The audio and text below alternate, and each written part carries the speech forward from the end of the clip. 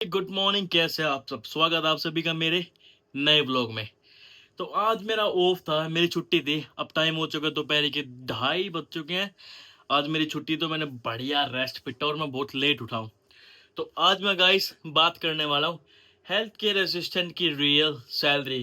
कोई झूठ नहीं, कुछ फालतू की बात नहीं, डायरेक्ट बताऊंगा कितना पैसा कमा सकता है अगर आप हेल्थ केयर असिस्टेंट हो यूके में। तो ये लोकेशन थोड़ी बोरिंग हो रही है, मैं अपने रूम में शूट कर रहा हूँ। तो वैसे भी मेरा ऑफ है, तो मैं सोच रहा हूँ थोड़ी बाहर जाऊँ एंड थोड़ा बाहर चलते। चलो, मेरी एक फ्रेश वॉक भी हो जाएगी एंड हम बात भी कर लेंगे। Let's go guys. फिलहाल वेदर तो यार घटिया हो रखा है बारिश का।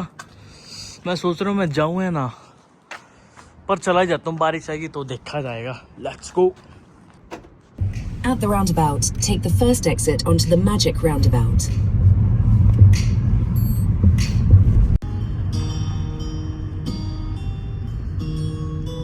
तो गाइस, अब मैं आ गया हूँ दूसरी लोकेशन पे। इस लोकेशन का नाम है कोट वाटर। लाइक छोटा सा मतलब एक बहुत बड़ा पार्क है, छोटा सा कह रहा हूँ मैं। एंड झील है बीच में। यहाँ पे ये लोकेशन मेरे घर से 7 मिनट की ड्राइव पे है, ज़्यादा दूर भी नहीं है। तो मैं यहाँ पे बहुत बार आ चुका हूँ, आता रहता हूँ माइंड रिलैक्स करने के लिए, वॉक करने के लिए, रनिंग करने के लिए। ये जगह अच्छी है। Let's go.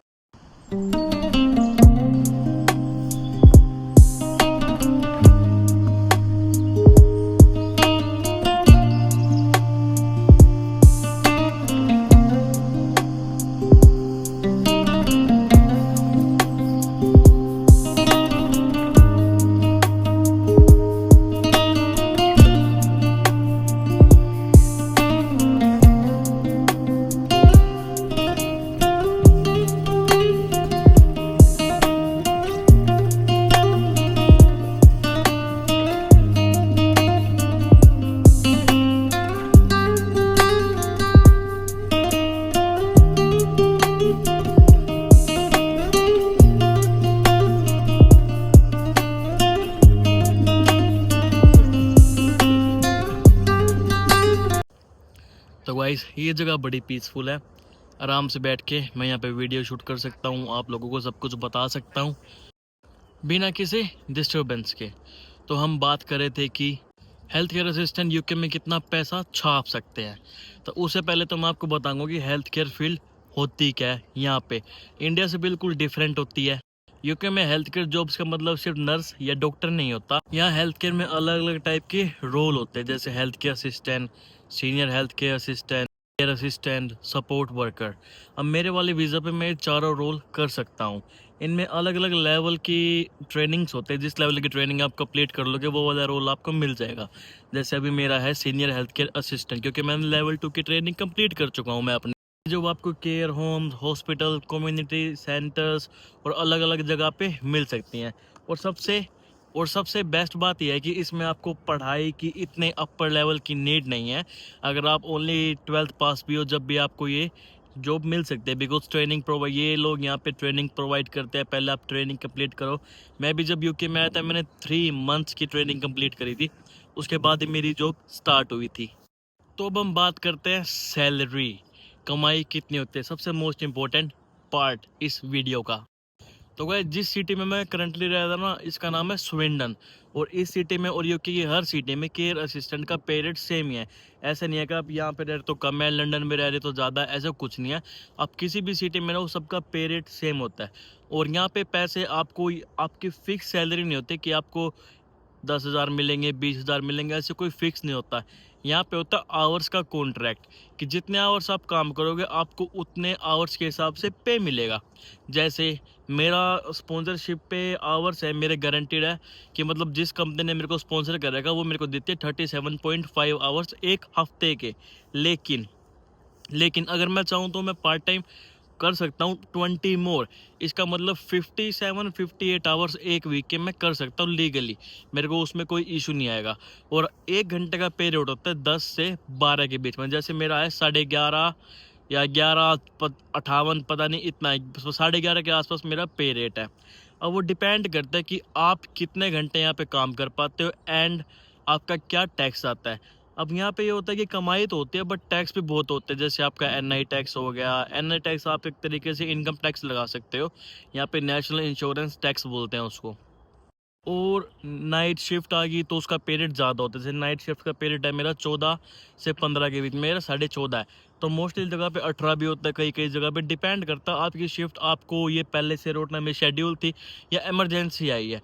तो अगर इमरजेंसी शिफ्ट आते हैं तो आपके फेयर कभी पे करेंगे, जैसे जैसे मान लो कि भाई आज कोई बीमार पड़ गया हॉस्पिटल में और मेरे को फ़ोन कर रहे हैं, पर मेरी वो शिफ्ट शेड्यूल नहीं थी बट मैं फ्री हूँ, तो वो कहते हैं क्या तू आ सकता है, तो मैं कहूँगा हाँ मैं आ सकता हूँ, बस तो मेरा टैक्सी का पे कर दो, तो वो तुम्हारा टैक्सी का भी पे करेंगे। एंड अगर आपकी शिफ्ट वो 8 बजे चालू होनी है मान लो, और आपको 10 बजे फ़ोन करे, आप 10 बजे जाओगे ना, फिर भी आपको 8 बजे से लेके ही पैसे मिलेंगे, क्योंकि वो इमरजेंसी शिफ्ट आपकी वो शेड्यूल शिफ्ट नहीं थी।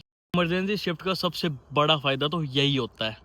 अगर आप फुल टाइम काम कर रहे हो कि लाइक कॉलेज नहीं है कुछ नहीं है, फुल टाइम कर रहे हो, तो अप्रोक्स आई थिंक 1600 से 2000 पाउंड के बीच आप 1 मंथ के अर्निंग कर सकते हो। उसके बाद अब अपनी क्या कहते हैं एक्सपेंसेस निकाल लो कि भाई रेंट वेंट इधर उधर के खर्चे, खाना पीना, ट्रैवलिंग, ये सब निकालने के बाद आपको आई थिंक 1000 से 1500 के पाउंड के बीच में आप लीगली यहाँ पे इस वीज़ा पे आराम से कमा सकते हो। मे भी ज़्यादा भी, अगर आप जो पार्ट टाइम जॉब करोगे तो मान लो 20 आवर्स और है, तो 20 आवर्स के हिसाब से आप मान लो 800 700 पाउंड और एक महीने के बना लोगे, तो अप्रोक्स 2000 के आसपास, 2000 पाउंड्स के आसपास हर महीने आप इस कंट्री में इस जॉब पे कमा सकते हो, अगर आपका एम्प्लॉयर अच्छा है तो। यहाँ पे स्पॉन्सरशिप भी 2 टाइप की होती है, एक होती है एनएचएस, एक होती है एजेंसी के थ्रू। अब मोस्टली लोग ना इस बात में कंफ्यूज होते हैं कि हम एनएचएस में जाएं या फिर एजेंसी में जाएं, कौन सा बेटर है, तो मैं आपका ये डाउट अभी क्लियर कर देता हूँ। अब एनएचएस जॉब में मान लो एक वो होता है कि आपका फिक्स हॉस्पिटल, फिक्स काम, फिक्स जगह, तो उसमें आपकी सैलरी भी फिक्स रहती है, पर आपको पेड हॉलीडेज मिलती हैं, पेंशन भी मिलती है। तो ऑटोमेटिकली हम कह सकते हैं कि एनएचएस में अगर आप काम कर रहे हो किसी पर्टिकुलर हॉस्पिटल में, तो वहाँ पे काम करने की स्टेबिलिटी आपकी ज़्यादा होती है, आपको ज़्यादा भड़क लेने की, मतलब एक जगह से दूसरी जगह जाने की भड़क नहीं रहती। एंड एजेंसी का डिफरेंस ये होता है कि पे रेट थोड़ा ज़्यादा मिलता है, बिकॉज वो आपको इधर उधर भेजेंगे, स्टेबल लोकेशन नहीं होती आपकी, आपकी फिक्स फ्लेक्सिबल होती हैं, कभी काम ज़्यादा होता है, कभी कम कम होता है, कभी शिफ्ट आती रहती हैं, मैनेज भी नहीं कर पाते। कभी कभी ऐसा होता है 3 दिन 4 दिन आप फ्री भी रह जाते हो, आपको काम ही नहीं मिलता। जो बना रहा हूँ ना ये मेरे पास आ गई, बट मैं यार इनके लिए कुछ लाया नहीं हूँ खाने का, नेक्स्ट टाइम आऊँगा जब लेके आऊँगा। मैं पर्सनली एजेंसी के साथ काम करता हूँ, बिकॉज इसमें ना शिफ्ट आपकी फ्लेक्सिबल होती है, आपका फिक्स नहीं है कि आपको वहीं जाना। पता है एक बंदा एक जगह फिक्स जाए ना तो वो बोर हो जाता है, बोर्डम आ जाती है, बट मेरा ये है मैं घूमना फिरना, अलग अलग लोगों से मिलना ज़्यादा प्रेफर करता हूँ, इसलिए मैं एजेंसी के थ्रू काम करता हूँ, ताकि मैं डिफरेंट लोकेशन पे जा पाऊँ, डिफरेंट लोकेशन पे जा पाऊँ, डिफरेंट लोगों के साथ काम कर सकूँ, इसलिए मैं एजेंसी में काम करता हूँ। तो गाइस अभी है ना इस लोकेशन पे ठंड बढ़ती जा रही है, तो वैसे मौसम भी अभी मेरे को लग रहा है बारिश किसी भी टाइम आ सकती है, आप बादल देख ही सकते हो कि बारिश भी किसी टाइम आ सकती है ना। बाकी लोकेशन बहुत अच्छी है, सुकून मिलता है यहाँ पे आगे, मैं तो आता रहता हूँ, क्योंकि मेरे घर से 15 मिनट दूर है, 15 क्या 7 मिनट के ड्राइव, ज़्यादा दूर नहीं है।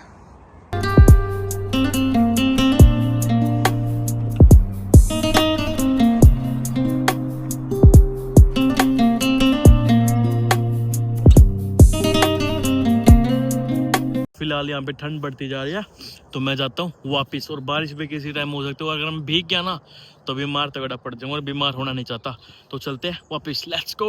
अब देखो मैं खड़ा कहाँ पे हूँ, दिख गया पुल, मैं पुल के कति किनारे पे खड़ा हूँ, ये देखो ये वॉकिंग पुल बना रखा है, पानी के बीचों बीच दोनों साइड पानी है, पर ये वॉकिंग पुल बना रखा है, बंदे यहाँ पे आए आराम से वॉक करे, बच्चों को खाना खिलाए। तो चलो फिलहाल मैं चलते हैं अपना वापस टाउन की तरफ जाऊंगा, मैं भी घर नहीं जा रहा, बिकॉज टाउन में मेरे को 1-2 काम है, उन्हें निपटाते हैं, लेट्स गो। खड़ा था मैं गाइस, देखो वहाँ उस कोने पे।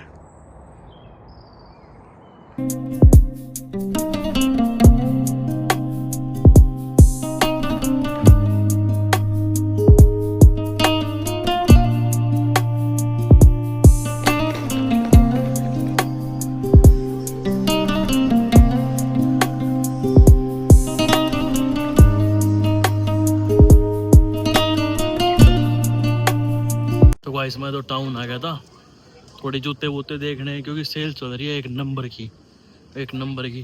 पर यार अकेले ना मेरे कुछ पसंद नहीं आया, सच्ची बताऊं। किसी और के साथ जाऊंगा, यार दोस्त के साथ, गुलिया के साथ या किसी और के साथ, फिर देखेंगे। अभी मज़ा नहीं आया। तो आज भी खाली है, दिखाता हूँ आपको, रुको।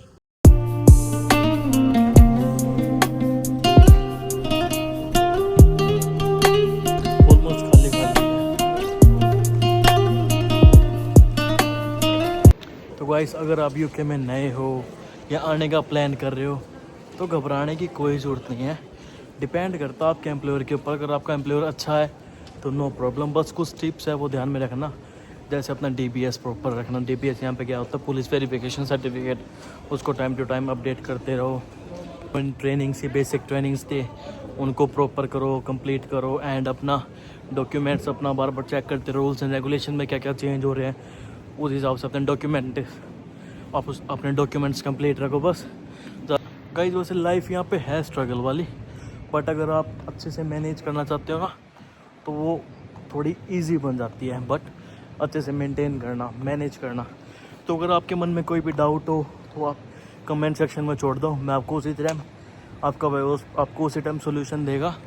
एंड फिलहाल चलता हूँ मैं अपना घर। तो गाइस आज से हमने जिम भी स्टार्ट कर दिया है, क्योंकि वेट मेरा बढ़ता जा रहा था और इसका घटता जा रहा था। तो भाई आज से जिम भी स्टार्ट कर दिया। मैं दिखाता हूँ आपको यहाँ के जिम। Let's go.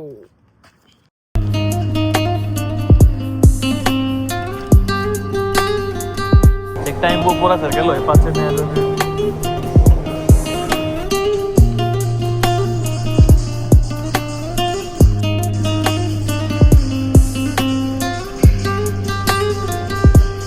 कॉम्बिनेशन गाड़ी है। नंबर 1, नंबर 2, नंबर 3 और बीच में ये बीस्ट। क्या ही लगती है, पूरी matte finish black Rolls Royce कैलिनो। वाह भाई वाह। 3 रेंज रोवर प्लस एक ही है। पता नहीं लाइफ में कभी अपने पास ऐसी गाड़ी हो पाएंगी या नहीं। फिलहाल तो मैं सन्नी के पास आ गया हूँ। जिम गए थे मगर यार कल की सब्जी ना उसने बेकार दे रखी थी, तो रोटी रह गई थी। तो मगर सन्नी सब्जी बना दे बढ़िया, आ रहा हूँ मैं लेने। तो सन्नी के पास चलते हैं, बढ़िया सब्जी। और सन्नी की दुकान के बाहर ही खड़ी हैं यार, इनको देख के तो प्यार हो जाता है गाड़ियों को देख के। चलो फिलहाल चलते हैं अपना सन्नी के पास। सो गाइस अपना टिफिन भी ले लिया और क्या कहते हैं सन्नी से खाना भी ले लिया, दोनों चीज़ ले लिया। अब चलते हैं अपना घर। बारिश का मौसम हो रहा बढ़िया, बूंदाबांदी हो रही। गाइस अपना खाना वाना अब रेडी है, बढ़िया। तो इसको खा पी के मैं करूँगा इस ब्लॉग को एडिट। ब्लॉग पसंद आएगा तो लाइक कमेंट शेयर सब्सक्राइब कर देना। मिलते हैं कल।